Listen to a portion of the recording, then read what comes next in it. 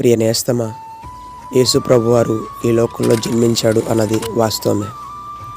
నశించిపోతున్న తన బిడ్డల కోసం ఆయన ఎంతో ప్రయాసపడ్డాడు, అది కూడా వాస్తవమే. ఆయన మరణించటం, ఆయన తిరిగి లేవటం కూడా వాస్తవమే.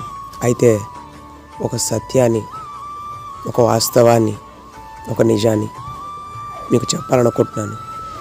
యేసు జన్మించాడు అన్నది వాస్తవమే. ఈ లోకంలో ఆయన మన కోసం బ్రతకడం కూడా వాస్తవమే. మన కోసం మరణించటం, తిరిగి లేవటం కూడా వాస్తవమే. అయితే ఇంకొక విషయం కూడా చెప్పాలనుకుంటున్నాను.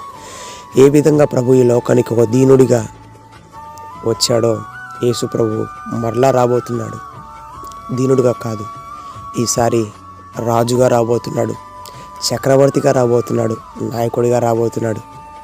ఆయన గొప్ప దేవుడిగా ప్రకాశించబోతున్నాడు. ఎందరైతే యేసు ప్రభు అని, ఆయన నా కోసం మరణించాడని, ఈ లోకంలో నా కోసం ఆయన వచ్చాడని నమ్ముతారో, విశ్వసిస్తారో, తమ పాపములు ఒప్పుకొని విడిచిపెట్టి యేసుకు తమ జీవితాన్ని అప్పగించుకుంటారో వారిని ఆయన రక్షిస్తాడు, కాపాడతాడు.